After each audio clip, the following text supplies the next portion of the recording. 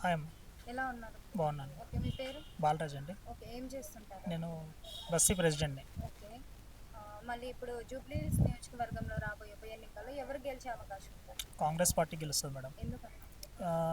Ruling party అదే కాబట్టి గెలుస్తుంది, ప్లస్ ప్రజలకు అంతా మంచి జరుగుతుంది. ఓకే. అంటే గత 10 సంవత్సరాలుగా రేషన్ కార్డులు రాలేదు. ఫిజికల్గా హ్యాండిక్యాప్స్ ఉన్న వాళ్ళకి కూడా సైట్ ఓపెన్ కాలేదు. ఇప్పుడు ఆ సర్టిఫికేట్స్ అవన్నీ కూడా వస్తున్నాయి.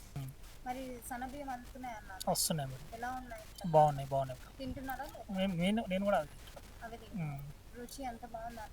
అవును బాగుంది. ఓకే. మరి ఫ్రీ కరెంట్ వస్తుందా? ఫ్రీ కరెంట్ వస్తుంది. ముందు ఎంత కరెంట్ బిల్ వస్తుంది? 4 మీటర్లు ఉంది కానీ 1 మీటర్కి వస్తుంది. ఇంతకుముందుకు దానికి 600 వరకు వచ్చేది, ఇప్పుడు 0. ఓకే. సబ్సిడీ గ్యాస్ వస్తుందా? వస్తుంది. ఓకే.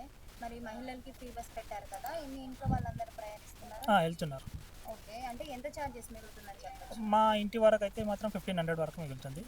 మా అక్కయ్య వాళ్ళు వీళ్ళు ఎప్పుడైనా రావడం కూడా ఫ్రీగా రావడం పోవడం జరుగుతుంది. వాళ్ళకు కూడా ఇంతకుముందుకు ఒక 2000 3000 ఇక్కడికి రావాలంటే దూరం ఉంటారు, వాళ్ళు ఫ్రీ అయిపోయింది ఓకే. వాళ్ళకు కూడా. మరి ఈ ప్రభుత్వం వల్ల మీ బస్తీ వాళ్ళు ఎలా ఫీల్ అవుతున్నారు? ప్రజెంట్ అయితే మంచిగా ఉంది మేడం. మా బస్సు మొత్తం పూర్వం నుంచి కూడా కాంగ్రెస్ పార్టీ, ఎందుకంటే పీజీఆర్ మనుషులే మొత్తం ఇక్కడ అట్లా.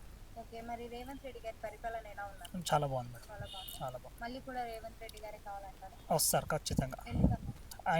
ఈయన కొంచెం యంగ్ ఏజ్ కదా మేడం. యంగ్ ఏజ్ ఇప్పుడే అన్నీ చేసి చూపిస్తుండు. ఫస్ట్ టైం వచ్చినప్పుడే, సెకండ్ టైం ఇంకా మంచిగా చేస్తాడు. అది. ఓకే. సరే. Thank you. Subscribe us and press the bell icon for more interesting updates.